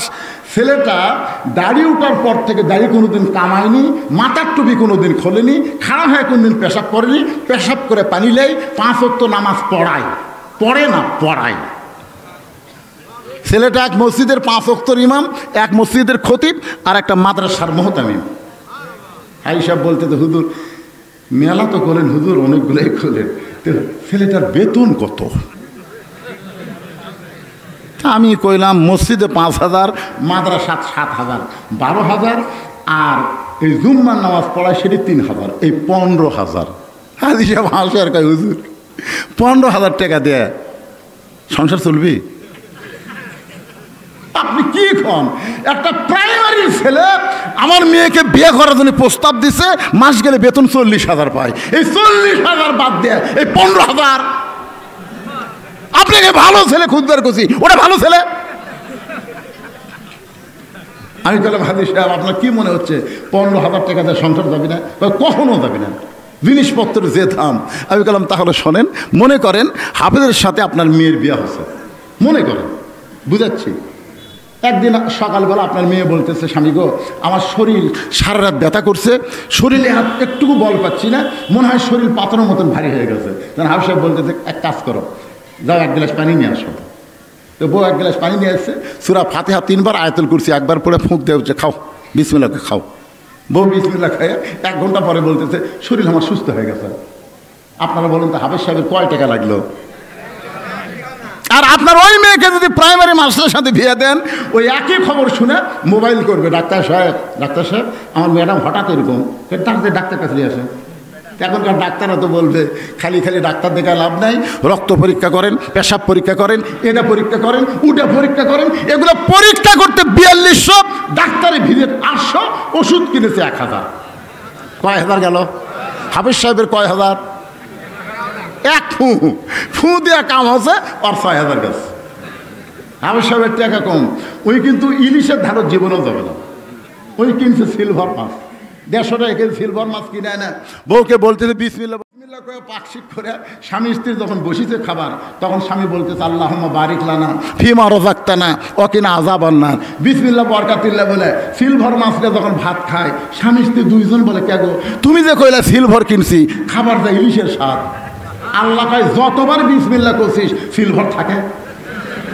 আমি আল্লাহ সিলভার কি ইলিশ বানাইয়া দিছি। প্রাইমারি মাস্টার 1,500 টাকার সিলভার ইলিশ কিনছে, কিন্তু বিসমিল্লাহ টিসমিল্লাহ কিছু নেই, পাক করে কয় এখন আর ইলিশও স্বাদ নেই। আপনারা বলেন তো এই মাদ্রাসার হুজুরের বেতন কি খুবই বেশি? তারপরে দেখবেন প্রাইমারি মাস্টার রাস্তাতে গেলে সবাইকে কে গেল রে, মানে বিড়ি খাঁচার গেছে, সিগারেট খাঁচার গেছে, পাটা গেছে নাকি। আর একটা হাফেজ সাহেব যাবে নাক টানে বলবে অবশ্যই একজন আল্লাহওয়ালা এই রাস্তাতে গেছে, কারণ সুগন্ধি ব্যবহার করা নবীর সুন্নত। কোনো প্রাইমারি মাস্টারের পকেটে আতর পাবেন না, প্রত্যেকটা আলেমদের পকেটে আতর পাবেন। ধরে করে কথা বলেন না। ওমর ফারুক বললেন মা শুধু 30 পারা কোরআনের হাফেজ না, আমি যে ছেলেটার খবর দিচ্ছি সে হলো 6 লক্ষ হাদিসের হাফেজ। ছেলেটার বয়স হলো 22 বছর, গায়ের রং ফর্সা, চাঁদের মতন চেহারা। ছেলেটার নাম হলো আব্দুল্লাহ ইবনে ওমর। মা আমার আব্দুল্লাহর সঙ্গে তোমাকে বিয়া দিয়া, তোমাকে আমার বৌমা বানায়া আমার বাড়িতেই তোমাকে অধিকার দিবার চাই। সুবহানাল্লাহ সুবহানাল্লাহ। উমর ফারুক দেখতেছে যে মেয়েটা 12 বছর ইমানের পরীক্ষা দিছে, সকালবেলা 3টা চাবুক, বিকালবেলা 3টা চাবুক মারছে, এরপরও যে মেয়েটা ইমান হারা হয়নি, এমন একটা মেয়ে যদি আমার ছেলের বউ হয়, সে আমার বউ মা হয়ে যাবে। জোরে কোন কথা ঠিক কিনা? আপনার বলেন তো বেটার বউ আর বউ মা দুটো কি এক? কয়জন আপনারা বউ মা পাচ্ছেন? আমি এক ওয়াজে বললাম ছেলের বউ হচ্ছে বৌমা, ছেলের বউ হচ্ছে বৌমা। আমার বাম পাশে এক সভাপতি আমার এই কথা শোনা খালি মোটমোট কান্দায়। আমি বললাম সভাপতি সাহেব আপনার কি পছন্দ হয়নি? না হুজুর, কিসের বৌমা? বেটার বউ হলো দজ্জাল। আগে আমার বেটা ভালো ছিল, বিয়ে করার পরে নষ্ট হয়ে গেছে, এখন বউ জাকাই তাই।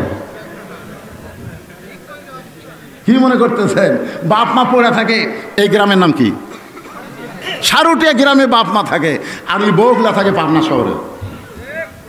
সেই রকম একটা বাসা করছে রে ভাই, বাসা করে বউগুলাই থাকে, বাপ মার খোঁজ খবর নেই। এখন বাবা কঠিন অসুস্থ হয়েছে, অসুস্থ হওয়ার কারণে পাবনায় গেছে। ভালো ডাক্তার দেখতে দেখতে রাত 9টা বাজছে। এখন চিন্তা করে রাত 9টার সময় সারুটিয়া কেমনে যায়, এত রাত্রে সারুটিয়া কেমনে যায়? ভালো ডাক্তার যে দেখতে দেখতে রাত হয়ে গেছে। মন বলতেছে কেন তোর সারুটিয়া যাওয়া লাগবে কেন? তোর কি ছেলের বাসা নাই? এই ছেলের বাসা নাই। তখন মনের তাগিদে ছেলের বাসাত গেছে, কোনোদিনও যায় না, ঠেলাত পড়ে গেছে। ছেলের নাম হলো আব্দুল্লাহ। আব্দুল্লাহ কে রে? আব্দুল্লাহ। আব্দুল্লাহ কয় আমার সবাই স্যার কয়, সাহেব কয়, আর এত রাত্রে আমার নাম ধরে ডাকে মরদ কে রে? আপনার বলেন তো, নাম ধরে ডাকার মরদ কে? তুমি যত বড়ই সাহেব হও, যত বড়ই হুজুর হও, বাপ কিন্তু তোমাকে সাহেবও কবে না, স্যারও কবে না, নাম ধরে ডাকবে। জোরে কোন ঠিক কিনা? আব্দুল্লাহ দরজা খুলে দেখে বাবা এতিমের মতন দাঁড়ায় আছে। আব্দুল্লাহ বলতেছে বাবা আপনি তো সহজে আসেন না, আমি আপনার বৌমাকে নিয়ে শহরে থাকি বলে আপনি রাগ করে বেলা বড় আসেন না। আজকে রাত 9টার সময় কারণ কি? বাপ বলতেছে ঠেকাত পড়ছি, ঠেকাত পড়ছি। ডাক্তারকে দেখাতে দেখাতে 9টা বাজে, এখন এত রাতে সারুটিয়া কেমনে দেয়? এই জন্য তোর বাসা যাচ্ছি রে, তুই কি গেট খাড়া করে থবো না ভেতর নিব? ছেলে বলতেছে বাপের রাখতো, আসেন আব্বা আসেন। ঘরের মধ্যে নিয়ে রেস্ট নিয়ে বসাইছে। আব্বা একটু ধৈর্য ধরেন, বসেন। বাবক বসে থাকা বইয়ের ঘরত গেছে। লক্ষ্মীটি সোনার ময়না পরিমণি, বউ কম্বলের ভিতরে কি কি এত জোরে চিল্লা উঠছো? আব্বা এসে আমি জানি না, তোমাকে আব্দুল্লাহ আব্দুল্লাহ বলে ডাকলো না? সারাদিন হলো আমার মাথা বেদনা করতেছে, ডানার মধ্যে শিরশির করতেছে, আবার হামাক ডাকতেছে, বাপ বাচ্চা খাবার দাও। সব কথা বাপ শুনছে। কে আব্দুল্লাহ? আব্বা কে রে? আমার বৌমার অসুখ, তুই আমার কবি না, তুই কি মনে করছিস আমি খাওয়ার জন্য যাচ্ছি? যাবার পারিনি বেটা, যাবার পারিনি দেখে থাকার জন্য যাচ্ছি রে, তোর কি থাকার ঘর আছে? তখন আব্বা তাহলে ওই ঘরে যে শোতেন। রাত 9টার সময় বাবা না খাইয়া ঘুমাইছে। রাত যখন 11টা বাজে, ওই সময় আব্দুল্লাহর শালা বইয়ের ছোট ভাই, রাত কয়টা? 11টার সময় সে ডাকতেছে শেফালি আপা। আব্দুল্লাহর বইয়ের নাম হলো শেফালি। শেফালি আপা সঙ্গে সঙ্গে কম্বল ফেলাই দেয়, মারছে লাভ। আব্দুল্লাহ তাকে দেখে কম্বল আছে, বউ নাই। বউ দরজা খুলে বলতেছে ভাই এত রাত? কয় ক্রাম বোর্ড খেলতে খেলতে রাত হয়ে গেছে, ঘড়ির দিকে তাকানোর টাইম পাইনি, মানে জুয়া খেলিছে। ধরে কি খেলছে? আপা একটু সুদ করছে। কি পাগল তুই, সুদ কি গান? আয় বস, কি খাবি? আগে খাওয়া দাওয়া করবি তারপরে শুইবি। তুই না খাইয়া ঘুমাইলে আমার চোখত ঘুম ধরবে না। ভাইকে ডাইনিং টেবিলের চেয়ারে বসায় মাছ গরম, গোস্ত গরম, ভাত গরম, সব গরম করে ভাইয়ের সামনে দেয়া বলতেছে খা ভাই, খা ভাই, তুই না খাইলে আমার কলিজার শান্তি নাই। আব্দুল্লাহ ঘরের ভিতর থেকে চিন্তা করে আমার বাপ 9টার সময় আইছে, তোর মাজা বেদনা, পিঠ শিরশির করে, আর 11টার সময় কি করিস? একটু বার হয়ে দেখে 5 তরকারি গরম ভাত, শালার মাথায় বইয়ের হাত। কয় তরকারি? 5 তরকারি গরম ভাত দিয়া শালার মাথায় বয়ে হাত দেয়া বলতে ভাই আর এক টুকরা লে, আর এক টুকরা খা। এমন সময় আব্দুল্লাহ চুপি চুপি বাবা যেই ঘরে ঘুমায়, ওই ঘরের জানলার পাশে গিয়া তাকায় দেখে 0 বাল্বের আলোতে বাবার শুকনা মুখ দেখতে পায়। ওয়াকাযা রাব্বুকা আল্লা তা'বুদু ইল্লা ইয়াহু ওয়া বিল ওয়ালিদাইনি ইহসানা। আল্লাহ কোরআনে বলতেছেন আমি আল্লাহর ইবাদতের মধ্যে কাউকে স্বীকার করা যাবে না। আল্লাহর ইবাদতের পর তোদের বাপ মার প্রতি ইহসান কর, দয়া কর, ভক্তি কর। কে রে আব্দুল্লাহ, তোর যে বাবা না খাইয়া তোরে লেখাপড়া করাইছে, যে বাবা মাটির বিছনার থেকে তোরে খাট বানায় দিছে, আজকে সেই বাবা না খাইয়া ঘুম পাড়তেছে, আর তোর শালার সামনে 5 তরকারি গরম ভাত। লিয়াবলুয়াকুম আইয়ুকুম আহসানু আমালা। আল্লাহ বলতেছে, আব্দুল্লাহ আজকে তোর সুন্দর আমলের পরীক্ষা হবে। তুই কেমন মুসলমান? তোর বাবা না খা ঘুম পাড়তেছে, আর তোর শালার সামনে 5 তরকারি গরম ভাত, তোর কি করার কিছুই নাই? আমি আল্লাহ তোকে আজকে নেক আমলের পরীক্ষা করব। আব্দুল্লাহ চিন্তা করতেছে, বর্তমান যে সরকার ক্ষমতা আছে, এখন নেক আমল করবার গেলে জেলত যাওয়া লাগবে, নারী নির্যাতনের কেস খাওয়া লাগবে। বিবেক বলতেছে, কে রে আব্দুল্লাহ, জাগা মতো কাম করবি, জাগা মতো। ভিতরে কিন্তু একটা আদালত আছে, আমাদের সকলের ভিতরে আছে না নাই? যেরকম আছে না নাই? আদালত বলতেছে জাগা মতো। ওর জাগা কি? পিছন দিকে তাকায় দেখুন উঁচু হয়ে আছে, ও পিছনে লেভেল পজিশনে একটা বাড়ি মারবো, প্রতি বাড়িতে একটা করে হজের সব। আব্দুল্লাহ চোখ বন্ধ করে দেখতেছে, উটি বলা একটা বেলান আছে, মানে বাসার তার কোনো লাঠি ঠাঠি নাই, উটি বলা, মাপে 1 হাত। মাপে কয় হাত? ওই বেলানটা হাতের মধ্যে নিয়ে বিলাই যেমন ইন্দুর ধরে চুপি চুপি আব্দুল্লাহ বইয়ের পিছনে খাড়া হয়েছে। বউ খালি শালাকে বলতেছে, আর 1 টুকরা, আর 1 টুকরা। পিছনে যে স্বামী খাড়া হয়ে আছে ওই দিকে বইয়ের কোনো খেয়াল নাই, কারণ মেয়ে মানুষ বাপের আত্মীয় স্বজন যখন আসে অন্য কোনো দিকে খেয়াল থাকে না, আর শ্বশুর আত্মীয় স্বজন যখন আসে তখন সব খেয়াল চলে আসে। ধরে গণকথা ঠিক কিনা? আব্দুল্লাহ বিসমিল্লাহ বলে লিয়াবলুয়াকুম আইয়ুকুম আহসানু আমালা, নেক আমল করার নিয়তে বিসমিল্লাহ বলে এত জোরে একটা বাড়ি মারছে, ঠাস করে শব্দ হয়েছে। ওই জায়গার বাড়ির শব্দ হবে কিন্তু খুব একটা লাগবি। ওটা একটা এমন জায়গা ভাই, যদি আপনি পিঠটা লালও করে দেন কাকু দেখাবারও পারবি না। যদি পুলিশ কয় আপনার কোন জায়গায় মারছে, মারছে মারছে কোন জায়গায় মারছে একটু দেখান তো, ওটা দেখানোর জায়গা। বসা আছে ভাই সেই জোরে একটা। বউ দৌড়, শালাও দৌড়। শালা দৌড়ে গিয়ে বলতে, দুলা ভাই এই গভীর রাত্রে আমার বোনকে মারলেন কেন? বলে, তোর বোন আমার কে হয়? বলে, আমার বোন আপনার বউ হয়। তখন আমার আদরের বউকে আমি কেন মারলাম? যে বইয়ের জন্য আমি সারুটিয়া গ্রাম সাইডে পাবনা শহরে বাসা করেছি, তোর বোনের জন্য, তোর বোনকে আমি এত ভালোবাসি রে, তোর বোনের জন্যই বাপ মাকে বাদ দিয়া আজকে শহরে বাসা করছি। সে আদরের বোনকে বউকে কেন মারলাম? আদরের বউকে কেন মারলাম যদি দেখবার চেষ্টা করে আয়। শালা বলতেছে আমাকেও মারবেন নাকি? বলে, তোকে মারবো না, তোকে একটু দেখাবার চাই। এবার শালার হাত ধরে বাবা আছে ঘরে ঘুমাই, জানলার কাছে গিয়ে বলতে, তাকায় দেখতো ভিতরে লোকটাকে। বলে, আপনার বাবা কখন আইছে? বলে, 9টার সময়। তোর বোন কইলো মাজা বেদনা করে ফির শিরশির করে, আমার বাবার সামনে খাবার দেয়নি, আমার বাবা না খাইয়া ঘুম পাড়তেছে, আর তোর সামনে 11টার সময় 5 তরকারি গরম ভাত। এখন বললে শালা বল আমার আমল কি? বল আমার আমল কি? শালা বলতে, দুলে ভাই আর একটা মারেন, আর একটা মারেন। এই মানুষের জাত না, এই মানুষের জাত না। মায়েরা যদি বৌমা হওয়ার চান, বাপ মাকে যেমন ভালোবাসেন শ্বশুর শাশুড়িকেও তেমন ভালোবাসা রাখবে। ধরে গণগণা লিখতে না, কারণ স্বামী তার বাপ মাকে এত ভালোবাসে খালি এই বইয়ের কারণে, এই বইয়ের কারণে। ওমর ফারুক বলতেছেন, মা তোমার মতন একটা মেয়েকে যদি আব্দুল্লাহর বউ বানাবার পারি, তুমি আমার বৌমা হবা, ইসলাম তোমাকে বৌমার অধিকার দিয়ে দিবে। মেয়েটা মুস্কি মুস্কি হাসতেছে। ওমর ফারুক বলে, মা আমার আব্দুল্লাহকে মনে হয় তোমার পছন্দ হয় না। মেয়েটা বলতেছে, আমিরুল মুমিনিন পছন্দের কথা পরে, আগে আপনার কাছে জানতে চাই, একটা ভালো ছেলেকে বিয়ে করার যদি অধিকার থাকে আপনাকে বলবো, আব্দুল্লাহর চাইতে ভালো কোনো ছেলে কি দুনিয়াতে নাই? ওমর ফারুক বললেন, মা আমার 2 চোখ আমার আব্দুল্লাহর চাইতে ভালো কোনো ছেলে চোখত পড়ে না। মেয়েটা বলতেছে, আমিরুল মুমিনিন আমি একটা ছেলের নাম বলবো, দেখেন তো ছেলেটা কেমন হয়। ওমর ফারুক চুপ করছে, কোন ছেলের নাম বলবে? মেয়েটা বলতেছে, ছেলেটার নাম হলো হোসাইন, বাবার নাম হলো হযরত আলী, মায়ের নাম হলো ফাতেমা, আর নানার নাম হলো মুহাম্মাদুর রাসূলুল্লাহ। এখন বলেন তো আপনার আব্দুল্লাহ ভালো না হোসাইন ভালো? উমরের চোখ দিয়ে দর দর করে পানি পড়তেছে, হযরত উমরের চোখ দিয়ে দর দর করে পানি পড়তেছে।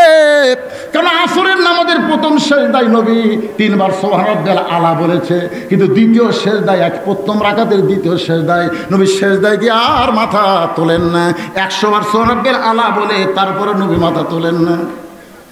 অনেক সময় পরে মাথা তুলে দ্বিতীয় রাকাত পড়লেন, তৃতীয় রাকাত পড়লেন, চতুর্থ রাকাত পড়ে যখন সালাম ফেরালেন, ওমর ফারুক বলে, রাসূলুল্লাহ প্রথম সেজদায় 3 বার সুবহান রাব্বিয়াল আলা, কিন্তু দ্বিতীয় সেজদায় এত লম্বা দিলেন কেন?